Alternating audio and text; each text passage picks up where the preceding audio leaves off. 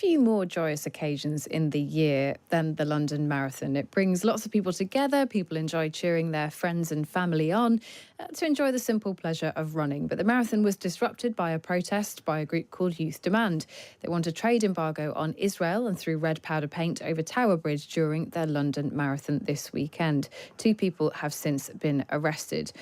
Hala Sabbah is a Youth Demand spokesperson and joins us on the line now. Good morning. Good morning. Now, I just want to ask you first off, lots of people will say that we ought not to give you a platform here on this programme because this kind of disruptive tactic is deeply frustrating, that it shouldn't be rewarded. I suppose the question that we want to ask you, and the reason we want to have you on, is why are you choosing to protest in this way? Because it's been 18 months of genocide where over 60,000 people were killed and 15,000 of them are children. So when every single tactic has been tried over and over and over and over, then civil resistance seems to be the only way that people will listen.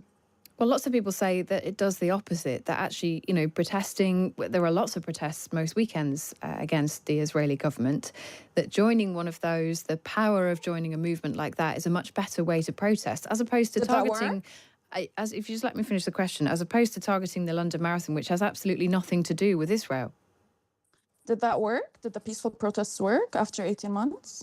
Well, the London Marathon has absolutely nothing to do with Israel. No, and many people would say, well, hang on, Hala. Many people would say that this tactic doesn't work either, because what it does is it disrupts people who are enjoying running a marathon. It disrupts people at a time when, they're doing something that's often very positive, it's often very meaningful, and that it's not helpful to your cause to do it in this way. Okay, so first of all, it worked because here I am talking to you. So I do have a platform. And with the Youth Demand, Willow and Christy are on the cover of the Times. So it did work because there's no other way for people to listen. The other thing that I want to tell you is that I have a cousin that got decapitated at 4 years old, Hamza Abu Isa. So when you come to me and talk to me about people coming together and enjoying their time, when members of my family are being decapitated and blown into pieces, what do you want me to respond to you? Have you had anyone in your family, Kate, decapitated? Just answer my question. Have you had any child in your family with their head blown off? Has that happened to you? Hala, of course not. And of course, anybody listening would be deeply, deeply sorry for what has happened to your family. I don't want your sorry. What I want is for the British government to stop being complicit. And that is exactly what Youth Demand are doing. These young people are the only hope that this country have, because your country is vocally and openly and diplomatically supporting genocide and providing them with arms for my family to be murdered.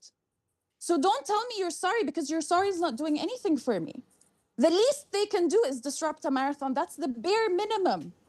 When there's 60,000 people dead, how much longer do we have to keep going and going and going to tell you that 60,000 people are dead? And I'm listening to this person talking about screen time for children. You know what's bad for children? Bombs are bad for children. Yeah. Well, Hala,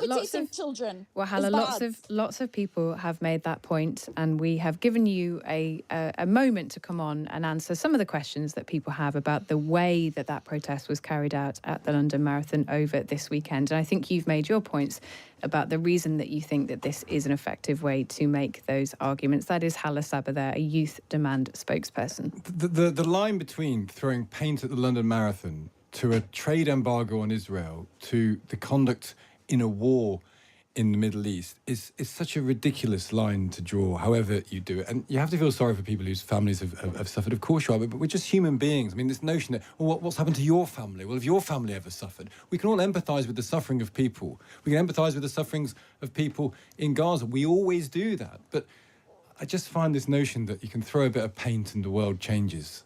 It doesn't feel that it passes the reality test. Well, I suppose the point that, Hala's making there, Youth Demand make the point that they feel like they are being frustrated and they don't have a platform in which to speak. Many of you will question giving Youth Demand the opportunity to speak on this programme. You may well feel uncomfortable with it, but I suppose the point of journalism, the point of this programme, the point of the Times as a newspaper is to hear both sides of the argument. There's no point pretending that it doesn't exist, because we all saw that it does exist this weekend. Yeah, and whether the world changes as a result of it is it's always always very apparent as well. Hugo Rifkin is here. Good morning. I was going to bounce into asking you, Hugo, about your first date experience, but it seems to be a bit of an about turn. That's okay. It's tricky. I don't think I've been on a first date since I was 14 or so. I'm more of the generation of by the time you go on a date with someone, you've kind of got to know them.